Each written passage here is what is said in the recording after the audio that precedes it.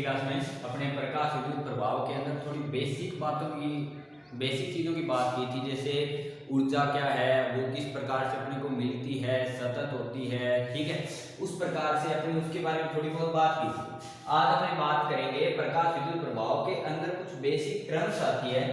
जैसे सबसे पहले अगर बात करें तो जिसे बोलते हैं कार्यफलन, वर्क फंक्शन, और जिसे किसके जरिए दिखाया जाता है, फाई, ठीक है।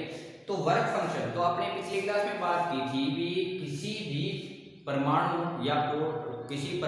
या अणु या जो भी कोई वस्तु है उससे अगर अपने बाह्यतम कोश से कोई इलेक्ट्रॉन बाहर निकालना है तो उस इलेक्ट्रॉन को बाहर निकालने के लिए अपने को उसको कम से कम एक न्यूनतम ऊर्जा तो होगी जो उसको प्रदान करनी पड़ेगी, ठीक है, जिसके बिना वह इलेक्ट्रॉन उससे किधर नहीं आ सकता, बाहर नहीं आ सकता। तो वही होता है कार्यफलन। कार्यफलन का मतलब होता है किसी भी धातु की सतह से किसी इलेक्ट्रॉन को बाहर निकालने के लिए जो न्यूनतम आवश्यक ऊर्जा होती है, यानी किसी धातु की सतह से इलेक्ट्रॉन को अगर बाहर निकालना है तो उसे कम से कम कितनी ऊर्जा दी जाए जिसके कारण वह इलेक्ट्रॉन उस सतह से कितना आ जाए, बाहर आ जाए, उसे क्या बोलते हैं, कार्यफलन। इसलिए कार्यफलन की परिभाषा अपने को ध्यान रखनी है कि किसी भी धात्विक सतह से किसी इलेक्ट्रॉन को बाहर निकालने के लिए आवश्यक न्यूनतम ऊर्जा क्या कहलाती है, कार्यफलन। इसे किसके जरिए दिखाते हैं, फाई से। अब ये ऊर्जा है तो इसका मात्रक हो सकता है जूल, या फिर ज्यादातर यहाँ पे काम में लेते हैं अपने इलेक्ट्रॉन वोल्ट, ठीक है।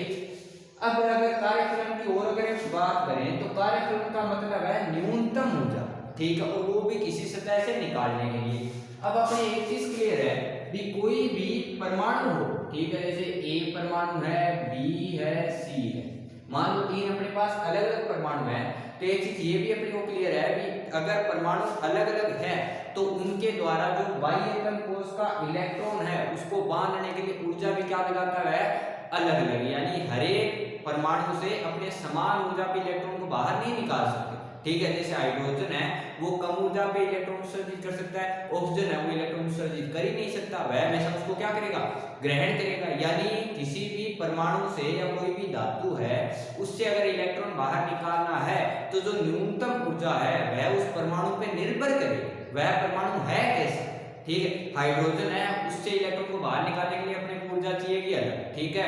हीलियम है उससे अलग चाहिएगी, ठीक है। बोरोन है उससे अपने को अलग चाहिएगी, कार्बन है उससे अलग, ठीक है। यानी किसी भी परमाणु से अगर इलेक्ट्रॉन बाहर निकालना है तो ये जरूरी नहीं है कि सभी परमाणुओं के लिए इलेक्ट्रॉनों को बाहर निकालने के लिए जो ऊर्जा है वह समान हो। जैसे मैंने कहा ए बी सी तीन परमाणु है तो तीनों परमाणुओं के लिए जरूरी नहीं है कि जो बाहर वाला इलेक्ट्रॉन है उसको बाहर निकालने के लिए अगर इससे मैं 10 ऊर्जा देके इलेक्ट्रॉन बाहर निकाल सकूं तो इससे भी 10 से निकले, ये उससे कम से भी निकल सकता है और ज्यादा से, ठीक है। इसलिए यहाँ पे जो कार्यफलन है वो जैसे मैं धातु बदल दूंगा ये बदल जाएगा, क्यों, क्योंकि कार्यफलन का मतलब होता है किसी धातु की सतह से इलेक्ट्रॉन को बाहर निकालने के लिए आवश्यक न्यूनतम ऊर्जा, ठीक है। और यहाँ पे अगर परमाणु बदल देते हैं तो परमाणु बदलने पर इलेक्ट्रॉन को बाहर निकालने के लिए ऊर्जा वो भी क्या हो जाएगी, बदल जाएगी। इसलिए अपने को एक चीज पहला बिंदु ये ध्यान रखना है भी प्रत्येक धातु के लिए कार्यफलन का मान क्या होता है, भिन्न भिन्न होता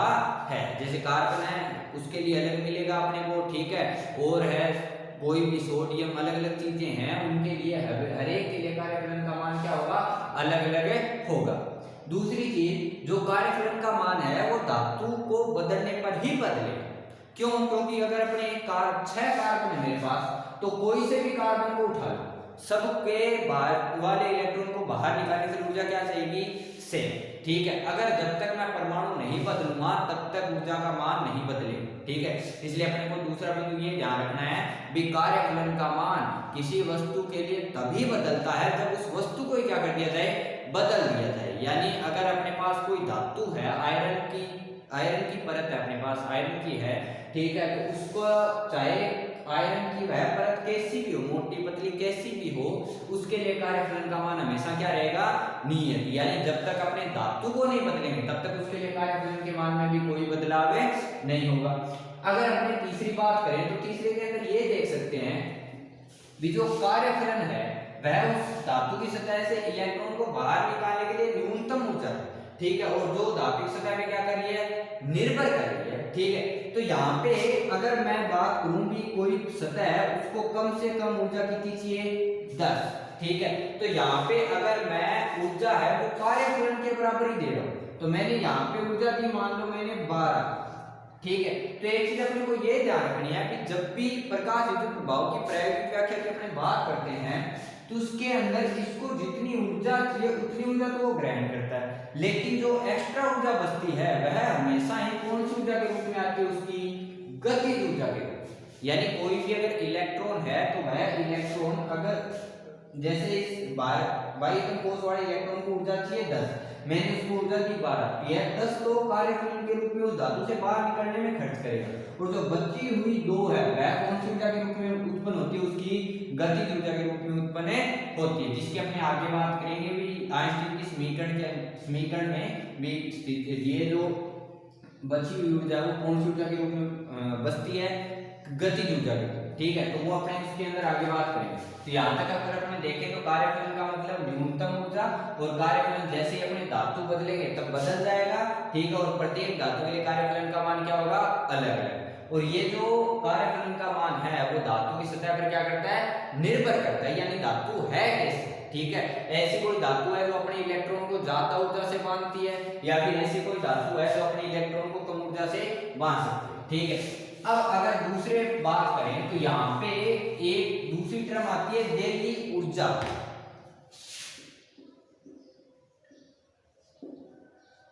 देली ऊर्जा और कार्यफलन एक ही बात है। ठीक है, यानी देली ऊर्जा का मतलब भी होता है न्यूनतम ऊर्जा, इसलिए देली ऊर्जा की अगर अपने बात करें तो देली ऊर्जा का मतलब होता है किसी भी धातु सतह से इलेक्ट्रॉन को बाहर निकालने के लिए जो न्यूनतम आवश्यक ऊर्जा होती है, किसी भी धातु सतह से इलेक्ट्रॉन को बाहर निकालने के लिए जो न्यूनतम ऊर्जा चाहिए वह कौन सी ऊर्जा होती है, देली ऊर्जा।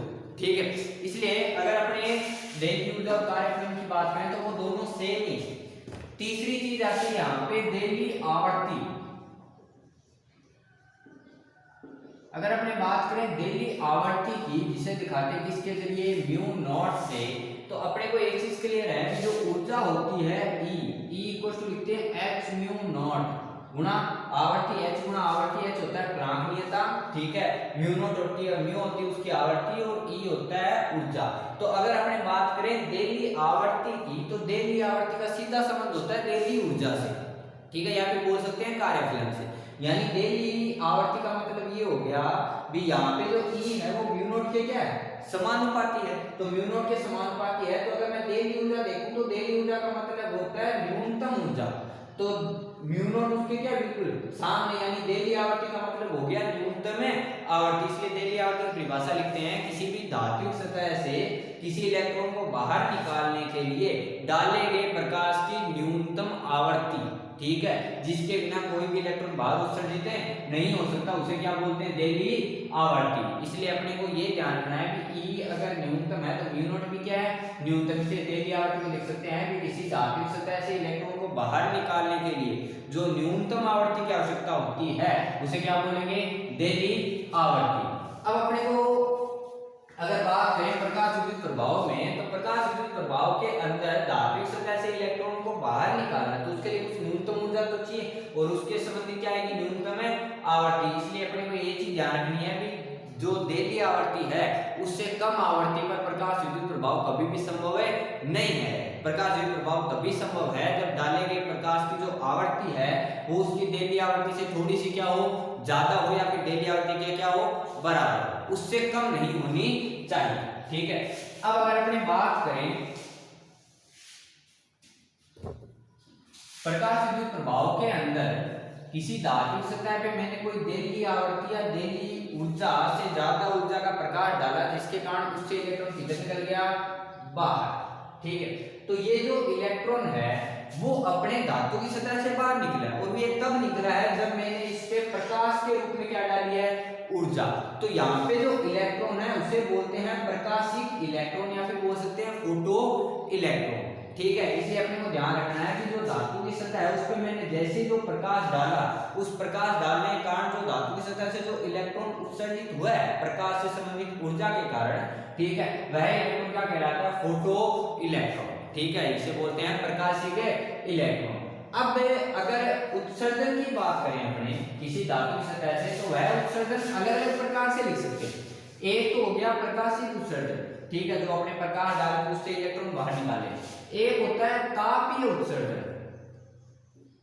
तापीय उत्सर्जन का मतलब होता है भी जब अपने एक चीज क्लियर है भी अगर किसी वस्तु का तापमान बढ़ाते हैं तो उस तापमान बढ़ाने के कारण जो उसमें सतह पे जो इलेक्ट्रॉन होते हैं उनकी ऊर्जा में क्या होती है, वृद्धि होती है। ठीक है, यानी किसी भी सतह का अगर तापमान बढ़ाया जाए तो उस तापमान बढ़ाने के कारण उस वस्तु की जो सतह के ऊपर जो इलेक्ट्रॉन्स है उनकी ऊर्जा में क्या होती है, बढ़ोतरी। तो अपने को एक चीज क्लियर है भी अगर किसी धातु की सतह से इलेक्ट्रॉन बाहर निकालना हो तो जैसे ये परमाणु है, इसका ये नाभिक है और यहाँ पे कोई एक इलेक्ट्रॉन चक्कर लगा है, तो इस इलेक्ट्रॉन को बाहर निकलने के लिए ऊर्जा चाहिए 10 इलेक्ट्रॉन वोल्ट। तो ये जो 10 इलेक्ट्रॉन वोल्ट है वो ये चीज दर्शाती है कि इस इलेक्ट्रॉन के पास मुक्त होने के लिए 10 इलेक्ट्रॉन वोल्ट ऊर्जा की क्या है, कमी। इसलिए यहाँ पे अपने जब भी किसी परमाणु के अंदर ऊर्जा की बात करते हैं, अपने 11 में एक चीज पढ़ी है भी उसकी जो ऊर्जा होती है वो माइनस के अंदर आती है, माइनस का 13.6 इंटू। ठीक है, तो यहाँ पे ये जो बेसिकली चीज है जो मैंने कहा कि बाह्यतम कोश का जो इलेक्ट्रॉन है उसको न्यूनतम उसको जो बाहर निकलने के लिए जो ऊर्जा चाहिए वो कितने है, 10। इसका मतलब ये है कि उस इलेक्ट्रॉन के पास 10 इलेक्ट्रॉन वोल्ट ऊर्जा की क्या है, कमी है। यानी अगर मैंने उसको 10 इलेक्ट्रॉन वोल्ट ऊर्जा दी तब जाके वो इलेक्ट्रॉन उससे क्या हो सकता है, मुक्त हो सकता है।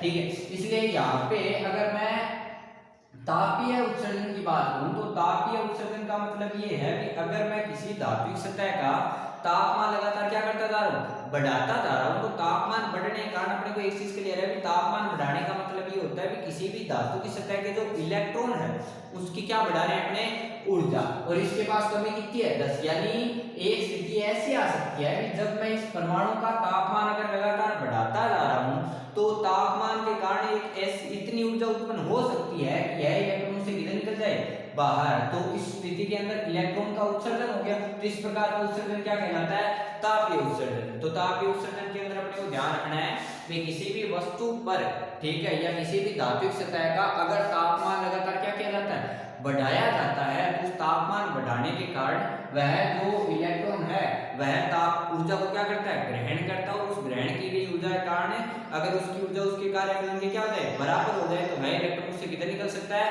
बाहर। यानी सीधा सा ध्यान रखना है, इसमें इलेक्ट्रॉन की ऊर्जा बढ़ानी है, लेकिन किसको बढ़ा के, तापमान को बढ़ा के। इसके साथ साथ अपने बात करते हैं क्षेत्र उत्सर्जन की।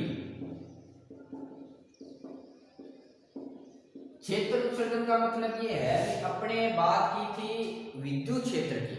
विद्युत क्षेत्र की तरह ही होता है चुंबकीय क्षेत्र, ठीक है, वो अपने आगे बात करेंगे। तो अगर मैं क्षेत्र उत्सर्जन की बात करूं तो जैसे अपने को ये चीज पता है कि विद्युत क्षेत्र मान लो E है और कोई आवेश क्या है, Q है, तो उस पे लगने वाले बल को क्या लिखते हैं, E बराबर होता है F/Q0। ठीक है, जो हमने बात की थी विद्युत क्षेत्र के अंदर, तो यह है Q0 गुना E।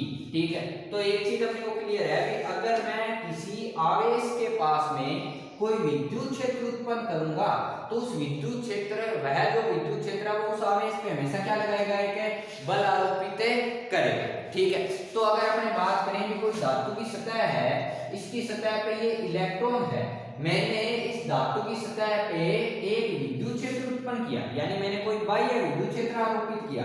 तो जैसे मैं कोई बाह्य विद्युत क्षेत्र आरोपित करूंगा तो अपने को एक चीज क्लियर है भी इस धातु की सतह के अंदर क्या है, इलेक्ट्रॉन। तो इलेक्ट्रॉन एक आवेशित है, तो इलेक्ट्रॉन अगर आवेशित होता है तो उस पे विद्युत क्षेत्र क्या लगाएगा, बल। तो इसलिए अगर किसी धात्विक सतह पे कोई इलेक्ट्रॉन उपस्थित है और उस धात्विक सतह पे मैं कोई बाह्य विद्युत क्षेत्र लगा रहा हूं तो वह विद्युत क्षेत्र उस धात्विक सतह की बाह्यतम या वो जो सबसे बाहर वाली सतह है उस पे रखे इलेक्ट्रॉन पर क्या लगाएगा, विद्युत बल लगाएगा। ठीक है, या फिर कूलाम बल बोल सकते हैं, जिसके कारण वह इलेक्ट्रॉन उस सतह से किधर आ सकता है, बाहर आ सकता है। ठीक है, तो उस प्रकार के उत्सर्जन को क्या बोलते हैं, क्षेत्र उत्सर्जन। तो क्षेत्र उत्सर्जन के अंदर अपने को ध्यान रखना है भी जब कोई धात्विक सतह पे चाहे विद्युत क्षेत्र लगाऊं चाहे चुंबकीय क्षेत्र, क्योंकि चुंबकीय क्षेत्र भी इस पे क्या लगाता है, बल, जिसको अपने लिखते हैं लोरेंट्ज बल। ठीक है, वो अपने आगे बात करेंगे। तो यहाँ पे अगर अपने बात करें क्षेत्र उत्सर्जन की, तो क्षेत्र उत्सर्जन का मतलब होता है किसी भी धात्विक सतह पर कोई प्रकाश डाला, किसी धात्विक सतह पर कोई बाह्य विद्युत क्षेत्र आरोपित किया, तो वह विद्युत क्षेत्र उस धात्विक सतह के ऊपर उपस्थित जो इलेक्ट्रॉन्स है उन पे क्या लगाएगा, विद्युत बल लगाएगा। और यदि उस बल का मान इतना हो जाए कि वह उस धातु की सतह के जो उसका जो नाभिक उसको बांध के रखा है इलेक्ट्रॉन को, वह इलेक्ट्रॉन किधर निकल जाए, बाहर निकल जाए, तो उस प्रकार का उत्सर्जन क्या कहलाता है, क्षेत्र उत्सर्जन। ठीक है, तो इसके अंदर अपने उत्सर्जन की बात करें तो प्रकाश से उत्सर्जन आ सकता है, जो प्रकाश के अंदर आता है। तापीय उत्सर्जन यानी तापमान बढ़ाने का जो उत्सर्जन हुआ वो कैसा उत्सर्जन हो गया, तापीय उत्सर्जन। ठीक है, तीसरा कौन सा हो गया, क्षेत्र उत्सर्जन। ठीक है, तो इस प्रकार से अपने को इनकी बातें करनी है। अपना नेक्स्ट हेडिंग है प्रकाश विद्युत प्रभाव की प्रायोगिक व्याख्या। ठीक है, तो प्रकाश विद्युत प्रभाव दरअसल होता क्या है। तो अगर प्रकाश विद्युत प्रभाव की परिभाषा की बात करें हमें, तो प्रकाश विद्युत प्रभाव के अंदर अपने एक चीज तो बात की थी कि किसी धातु की सतह पे प्रकाश डालना है जिसकी जो आवृत्ति है वो देली आवृत्ति या फिर उससे क्या हो ज्यादा हो, तब जाके उससे इलेक्ट्रॉन किधर निकलता है, बाहर। ठीक है, तो प्रकाश विद्युत प्रभाव की अगर परिभाषा की बात करें तो प्रकाश विद्युत प्रभाव की परिभाषा अपने लिख सकते हैं, किसी धात्विक सतह पर किसी न्यूनतम आवृत्ति यानी जो देली आवृत्ति है उससे उच्च आवृत्ति का प्रकाश डालने पर उस धात्विक सतह से इलेक्ट्रॉन के उत्सर्जित होने की जो घटना है वह क्या कहलाती है, प्रकाश विद्युत प्रभाव। ठीक है, तो प्रकाश विद्युत प्रभाव की परिभाषा में ध्यान रख सकते हैं कि किसी धात्विक सतह पे यदि देली आवृत्ति या फिर देली ऊर्जा से ज्यादा ऊर्जा या फिर देली आवृत्ति से उच्च आवृत्ति का यदि प्रकाश डाला जाए तो उस डाले गए प्रकाश के कारण उस धात्विक सतह से इलेक्ट्रॉन क्या होते हैं, उत्सर्जित। इस घटना को क्या बोलते हैं, प्रकाश विद्युत प्रभाव। तो अगर इसके प्रकाश विद्युत प्रभाव की अगर अपनी व्याख्या की बात करें तो जैसे एक धात्विक सतह है जिसपे अपने को प्रकाश डालना है, ठीक है, और उसकी आवृत्ति क्या हो, देली आवृत्ति से क्या हो ज्यादा, यानी डाले गए प्रकाश की आवृत्ति हो म्यू नॉट से क्या हो ज्यादा। ठीक है, जिसके कारण मैंने इस पे डाला। अब देखो अगर अपने प्रकाश विद्युत प्रभाव के अंदर बात करें तो प्रकाश विद्युत प्रभाव के अंदर अपने एक चीज बात की कि धात्विक सतह पे प्रकाश डालो जिसके कारण उससे इलेक्ट्रॉन किधर निकले, बाहर। तो अगर उससे इलेक्ट्रॉन बाहर ही निकलना है तो उस इलेक्ट्रॉन को बाहर अगर निकालना है, प्रकाश विद्युत प्रभाव के अंदर अगर धात्विक सतह से इलेक्ट्रॉन बाहर निकालना है तो इसका मतलब ये है कि जिस भी सतह पर अगर मैं प्रकाश डाल रहा हूं तो उस सतह के पास पहले से इलेक्ट्रॉन की अधिकता होनी चाहिए। ठीक है, यानी कोई भी अगर जैसे मैं किसी ऐसी सतह पर प्रकाश डालूं जिसके खुद के पास पहले से इलेक्ट्रॉनों की क्या है, कमी है, तो अगर उसके खुद के पास पहले से इलेक्ट्रॉनों की कमी है तो वह अपने को इलेक्ट्रॉन प्रदान नहीं करेगा, यानी प्रकाश विद्युत प्रभाव होना संभव है नहीं है। तो इसलिए अपने को ध्यान रखना है कि अगर प्रकाश विद्युत प्रभाव के अंदर अपने जिस भी सतह पे प्रकाश डाल रहे हैं वह पहली बात ये प्रकाश संवेदी होनी चाहिए, यानी उस पे अगर प्रकाश डालें तो वह प्रकाश के प्रति अपनी प्रतिक्रिया दर्शानी चाहिए। ठीक है, पहली बात तो संवेदी होनी चाहिए। दूसरी बात का अगर देखूं तो प्रकाश विद्युत प्रभाव के अंदर जो मैंने प्रकाश डाला है जिस सतह पे तो उस सतह के पास पहले से इलेक्ट्रॉन बहुत ज्यादा होने चाहिए, यानी उसके अंदर इलेक्ट्रॉनों की संख्या क्या हो, ज्यादा हो। तो इसका मतलब ये नहीं है कि उस पे प्लस आवेश हो, ये ध्यान रखना, क्योंकि प्लस आवेश का मतलब ये है किसी धातु की सतह या कोई भी परमाणु है उस पे प्लस तब आता है जब वह इलेक्ट्रॉन का त्याग कर चुका है, यानी उसके पास अगर 10 इलेक्ट्रॉन थे तो उस पे अगर प्लस है तो इसका मतलब अब उसके पास इलेक्ट्रॉन संख्या उस 10 से क्या है, कम है, तो इलेक्ट्रॉन संख्या उसके पास घटी है। यानी अपने को अगर प्रकाश विद्युत प्रभाव करवाना है अच्छे से तो जिस धातु की सतह पे मैं प्रकाश डाल रहा हूं उसके पास इलेक्ट्रॉनों की अधिकता होनी चाहिए, यानी उसके पास इलेक्ट्रॉन की संख्या बहुत ज्यादा हो। तो इलेक्ट्रॉन की संख्या बहुत ज्यादा होने का मतलब उसके पास माइनस होना चाहिए न कि प्लस, क्योंकि प्लस का मतलब ये है कि अगर किसी परमाणु के पास जैसे A है उसके पास अगर 10 इलेक्ट्रॉन है और इस पे मैंने लिखा A2+, तो इसका मतलब यह है कि उसने 2 इलेक्ट्रॉनों का क्या कर दिया है, त्याग कर दिया गया है, तो उसके पास इलेक्ट्रॉन कितने बचे 8, तो उसके पास इलेक्ट्रॉनों की कमी हुई है, जबकि मुझे क्या करनी है, इलेक्ट्रॉनों की अधिकता, ताकि वह ज्यादा से ज्यादा इलेक्ट्रॉन अपने को क्या कर सके, प्रदान कर सके। इसलिए जिस धातु की सतह पे अपने को प्रकाश डालना है वह पहले से ऋणात्मक होनी चाहिए। क्यों? क्योंकि ऋणात्मक होने का मतलब ये है उसने इलेक्ट्रॉन ग्रहण किए हैं किसी से, और अगर उसने इलेक्ट्रॉन ग्रहण कर रखे हैं तो इसका मतलब पहले जो इलेक्ट्रॉन थे अब उनकी संख्या पहले वाले इलेक्ट्रॉन से क्या है, ज्यादा है, यानी A के पास 10 इलेक्ट्रॉन थे, अगर मैं A3 माइनस कर दूं तो इसका मतलब यह है कि उसने 3 इलेक्ट्रॉन और ग्रहण कर लिए, कितने हो गए 13, तो उसके पास इलेक्ट्रॉन संख्या क्या हुई है, बड़ी है। इसलिए अगर प्रकाश विद्युत प्रभाव के अंदर अगर अपनी बात करें तो प्रकाश विद्युत प्रभाव के अंदर जिस धात्विक सतह पे प्रकाश डाला जा रहा है वह धात्विक सतह पहले से क्या होनी चाहिए, ऋणावेशित होनी चाहिए, ताकि उसके पास ज्यादा से ज्यादा इलेक्ट्रॉनों की क्या हो, संख्या। ठीक है, तो पहली बात तो अगर प्रकाश डालना तो उसके पास आवेश किसका होना चाहिए, माइनस। ठीक है, तो माइनस का होगा, तो उसके बाद अगर माइनस है तो इसे बोलते हैं अपने कैथोड, जिसको किससे दिखाते हैं, सी से। इसलिए प्रकाश विद्युत प्रभाव के अंदर लिखते हैं कि जो प्रकाश है वह कैथोड पर डाला जाता है, यानी कौन सी आवेश वाली परत पर, माइनस वाली परत पर क्या किया जाएगा, डाला जाएगा। अब अगर मैं देखूं तो जैसे मान लो है कोई ए परमाणु है, उसके पास इलेक्ट्रॉन संख्या कितनी है, 10 है। मैंने इस पे ए के ऊपर 2 माइनस किया, तो इसका मतलब यह है कि इसके पास इलेक्ट्रॉन संख्या कितनी होगी, 12। अब इस ए वाली धातु पर मैंने अगर प्रकाश डाला तो उस धातु की सतह पे प्रकाश डालने के कारण उसने मान लो क्या है, इसके ऊपर अगर देखूं तो 2 माइनस है। मैंने जैसे इस पे प्रकाश डाला तो इसने एक इलेक्ट्रॉन उत्सर्जित कर दिया। एक इलेक्ट्रॉन उत्सर्जित करने का मतलब ये है भी अब इसके पास जो उसने एक्स्ट्रा 2 इलेक्ट्रॉन ग्रहण कर रखे थे उसमें से उसने एक इलेक्ट्रॉन निकाल दिया। कितना एक्स्ट्रा बचा, सिर्फ एक, यानी अब इसके पास कितने इलेक्ट्रॉन है, 11 है। तो उसने एक इलेक्ट्रॉन घटा दिया, तो इसका मतलब एक जो ऋण था उसके हट गया। अगर उसने एक इलेक्ट्रॉन और त्याग दिया तो दूसरा ऋण भी हट गया। अगर इस स्थिति में वह एक इलेक्ट्रॉन और त्याग दे तो अब उसने एक इलेक्ट्रॉन खुद के अंदर से त्यागा, जो उसके पास 2 एक्स्ट्रा इलेक्ट्रॉन थे 2 माइनस के कारण, वो तो वो त्याग चुका है। जो नया इलेक्ट्रॉन उत्सर्जित किया उसने अपने 10वां इलेक्ट्रॉन से किया। इसका मतलब अब इस पे क्या आ गया, प्लस का 1। अब उसने अगर एक इलेक्ट्रॉन और त्याग दिया तो 1 + 1 और आ गया। इस तरह अगर मैं देखूं तो जैसे जैसे ये नए इलेक्ट्रॉन त्यागता रहेगा, इस पे किसकी अधिकता बढ़ती जाएगी, प्लस की। जैसे जैसे प्लस की अधिकता बढ़ती जा रही है, इसका मतलब इसके पास इलेक्ट्रॉन की क्या होती जा रही है, कमी होती जा रही है। और अगर उसके पास इलेक्ट्रॉन की कमी होती जाएगी तो ये आगे जाके इलेक्ट्रॉन उत्सर्जित नहीं करेगा। ठीक है, इसलिए अगर मैं सिर्फ ये धातु की सतह लेके चलूं अकेली माइनस वाली, तो उस पे जैसे जैसे मैं प्रकाश डालता जाऊंगा तो ये धीरे धीरे इलेक्ट्रॉनों का क्या करती जाएगी, उत्सर्जन। और अगर ये इलेक्ट्रॉन का उत्सर्जन करती जाएगी तो धीरे धीरे इसका जो ऋणावेश है वह नष्ट होता जाएगा। फिर एक टाइम ये उदासीन होगी, उसके बाद इस पे कौन सा आवेश बढ़ने लगेगा, धनावेश। यानी जैसे जैसे मैं प्रकाश डालूंगा तो पहले तो यह उन इलेक्ट्रॉनों का उत्सर्जन करती रहेगी, ठीक है, जो उसके पास अधिकता से थे, यानी जो माइनस लेके उसने ग्रहण किए थे पहले, तो वो उस इलेक्ट्रॉन का उत्सर्जन करेगी।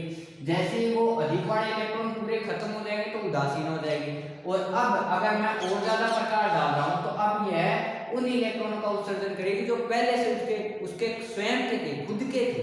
ठीक है, तो उनका जैसे जैसे उत्सर्जन करेगी तो ये क्या करेगा, प्लस। और अगर ये प्लस बढ़ता रहा तो इसका मतलब उसके पास इलेक्ट्रॉन की कमी होती जा रही है। और अगर प्लस के कारण देखूं तो मान लिया इसने इलेक्ट्रॉन उत्सर्जित ही कर दिया, तो इलेक्ट्रॉन पे कौन सा, माइनस। और इस धातु की सतह पे कौन सा आ चुका है, प्लस। ये प्लस उस माइनस को अपनी ओर क्या करेगा, आकर्षित। यानी ये बोल सकता हूं कि जैसे जैसे धातु पर प्लस का मान बढ़ता जाएगा वैसे वैसे इलेक्ट्रॉनों के उत्सर्जन होने की, जो उत्सर्जित होने वाले इलेक्ट्रॉन है उनकी संख्या भी क्या होती रहेगी, कम होती रहेगी। ठीक है, क्योंकि जो प्लस है वो उस इलेक्ट्रॉन को वापस अपनी ओर क्या करेगा, आकर्षित करेगा। इसलिए अपने एक चीज ध्यान रखनी है, जब भी मैं प्रकाश डाल रहा हूँ वो कैथोड वाले पे डालूंगा जिसपे माइनस है। ठीक है, लेकिन अगर मैं अकेली कैथोड वाले प्लेट पे लगातार प्रकाश डालता जा रहा हूँ तो उसके कारण पहले तो उसका ऋणावेश खत्म होगा और उसके बाद उस पे क्या आने लगेगा, धनावेश। ठीक है, जिसके कारण इलेक्ट्रॉनों के जो उत्सर्जन होने की जो प्रायिकता वो लगातार क्या होती रहेगी, घटती रहेगी। ठीक है, तो यहाँ पे अगर अपने इसमें बात करें तो एक तो प्लेट लेंगे ऋणावेशी, जिसके ऊपर क्या डालना है, प्रकाश। तो अगर मैं ये चाहूं भी ये जो धातु की सतह है उस पे प्रकाश प्रभाव नहीं रुके, यानी जैसे जैसे मैं प्रकाश डाल रहा हूं कि माइनस खत्म होगा उसके बाद प्लस आएगा, तो प्लस आने के बाद इलेक्ट्रॉन उत्सर्जित होने की संख्या है, इलेक्ट्रॉनों की जो संख्या वो बढ़ती रहेगी। तो इसका मतलब यह है कि प्रकाश विद्युत प्रभाव कुछ समय के बाद क्या हो जाएगा, रुक जाएगा। तो अगर मुझे ये प्रकाश विद्युत प्रभाव लंबे समय तक चलाना है तो लंबे समय तक तब चल सकता है जब ये जो धातु की सतह है वो लगातार इलेक्ट्रॉन क्या करती रहे, देती रहे। और इलेक्ट्रॉन लगातार तब दे सकती है जब इसके पास इलेक्ट्रॉनों की क्या रहे, अधिकता रहे। इसलिए प्रकाश विद्युत प्रभाव को लंबे समय तक चलाने के लिए ये जैसे जैसे इलेक्ट्रॉन उत्सर्जित करती रहती है वैसे वैसे इसको इलेक्ट्रॉन अपने पीछे से प्रदान भी करते रहते हैं, ताकि इसका जो ऋणावेश है वो बना रहे वैसे का वैसा, यानी जैसे इलेक्ट्रॉन उत्सर्जित करे वैसे इसको इलेक्ट्रॉन क्या कर दो, प्रदान कर दो। ठीक है, जिसके कारण उसका जो माइनस आवेश है वो लगातार मेंटेन है। अब उस माइनस आवेश को मेंटेन रखने के लिए अपने कोई नए इलेक्ट्रॉन तो लाते नहीं, अपने क्या करते हैं, इस धातु की सतह से जो इलेक्ट्रॉन निकले उन इलेक्ट्रॉनों को इकट्ठा किया और वही इलेक्ट्रॉन इसको क्या दे दो, वापस दे दो, ताकि उसका जो माइनस है वो बना रहे। जैसे उसने 2 इलेक्ट्रॉन उत्सर्जित किए तो अपने वो दोनों इलेक्ट्रॉन इकट्ठे किए और वापस किसी को दे दिए। ठीक है, तो अब अगर प्रकाश प्रवाह लंबे समय तक चलाना है तो ये इलेक्ट्रॉन उत्सर्जित करे तो वो इलेक्ट्रॉन अपने क्या कर लो, ग्रहण कर लो। तो इलेक्ट्रॉन ग्रहण करने के लिए अपने इसके सामने एक दूसरी प्लेट लाते हैं और वो प्लेट ऐसी रखते हैं कि इससे निकलने वाले इलेक्ट्रॉन को क्या करे, ग्रहण। तो इलेक्ट्रॉन को अगर ग्रहण करना है तो इस प्लेट पे मैं माइनस नहीं दे सकता, क्योंकि अगर मैंने इस प्लेट पे माइनस दिया तो ये जो माइनस है वो आने वाले इलेक्ट्रॉन का जो माइनस उसको क्या करेगा, प्रतिकर्षित करेगा, यानी उस इलेक्ट्रॉन को वो वापस भेजने की कोशिश करेगा, वो उसको ग्रहण नहीं करेगा। ठीक है, इसलिए उसको ग्रहण करवाने के लिए जो सामने जो प्लेट लेंगे वह किसकी लेनी है, अपने को प्लस की, ताकि ये जो प्लस है वो माइनस को अपनी ओर क्या करे, आकर्षित। ठीक है, तो यहाँ पे जो सामने वाली प्लेट है वो लेते हैं एनोड, यानी किसकी, धनात्मक। अब अपने ये प्लेट इसलिए लिया कि इस इलेक्ट्रॉन को ग्रहण करे और वापस इसी तक पहुंचा दे, ताकि इसका जो माइनस आवेश है वो लगातार बना रहे। तो जैसे मैं इस इलेक्ट्रॉन को देखूं तो मुझे इलेक्ट्रॉन की गति करवानी है इस साइड से इस साइड की। ठीक है, तो इस साइड से इस साइड की ओर तो इलेक्ट्रॉन है, तो इलेक्ट्रॉन ऐसे गति कर रहा है। तो अपने एक चीज पढ़ी होगी कि जो इलेक्ट्रॉन जो आवेश है उसकी गति हमेशा विद्युत क्षेत्र जो विद्युत धारा है उसकी दिशा बिल्कुल क्या होती है, विपरीत होती है। यानी जिस दिशा में माइनस चलता है उस दिशा में विद्युत धारा नहीं चलती, जिस दिशा में प्लस चलता है उस दिशा में क्या चलती है, विद्युत धारा चलती है। ठीक है, तो यहाँ पे अपने को इस चीज के लिए रह सीधी सी बात है, इलेक्ट्रॉन को अगर यहाँ निकाल के यहाँ वापस पहुंचाना है तो इस परत पे माइनस है, यहाँ से अगर मैं इसको इलेक्ट्रॉन प्रदान करूंगा तो ये माइनस इस माइनस को क्या करेगा, प्रतिकर्षित। तो अगर प्रतिकर्षित करेगा ये आसानी से इस इलेक्ट्रॉन को तो ग्रहण नहीं कर सकता, इसलिए इस इलेक्ट्रॉन को मुझे कुछ एक्स्ट्रा ऊर्जा या एक्स्ट्रा बल लगा के इसको अंदर की तरफ पहुंचाना पड़ेगा। तो वह एक्स्ट्रा ऊर्जा या वह जो एक्स्ट्रा बल है वो अपने देते हैं किसी बैटरी के द्वारा, और बैटरी को इस तरीके से जोड़ेंगे कि उसकी जो धारा की दिशा है वो इस प्रकार से हो कि वह जो इलेक्ट्रॉन है वो एनोड से निकल के किसकी ओर जाए, कैथोड की ओर। तो अपने को ये पता है कि इलेक्ट्रॉन अगर ऐसे गति कर रहा है तो इलेक्ट्रॉन ऐसे गति करने के लिए धारा की दिशा उसके बिल्कुल क्या होनी चाहिए, विपरीत होनी चाहिए। तो धारा की दिशा विपरीत होने का मतलब ये प्लस और ये क्या होना चाहिए, माइनस, क्योंकि धारा की दिशा प्लस से किस साइड होती है, माइनस। इसलिए इसको प्रकाश प्रभाव को मेंटेन रखने के लिए प्लस और ये माइनस। आगे अगर अपने बात करें तो ये अगर देखूं तो इन दोनों नलिकाओं के इन दोनों परतों के बीच में ये जैसे इलेक्ट्रॉन निकला तो बीच में अपने को अलग अलग कण भी मिल सकते हैं, जिनसे टकरा के जो इलेक्ट्रॉन है वो अपनी ऊर्जा में क्या कर सकता है, कमी कर सकता है। तो उसकी प्रायिकता बढ़ाने के लिए भी कैथोड से निकला हुआ हर एक इलेक्ट्रॉन किस तक पहुंचे, एनोड तक, और अपनी ऊर्जा में कोई कमी नहीं करे। तो यहाँ पे बीच में होने वाली टक्कर जो है वो कम से कम करेंगे। इसलिए यहाँ पे ये जो दोनों प्लेटें हैं उनको किसी निर्वातित नलिका में क्या कर सकते हैं, बंद कर सकते हैं।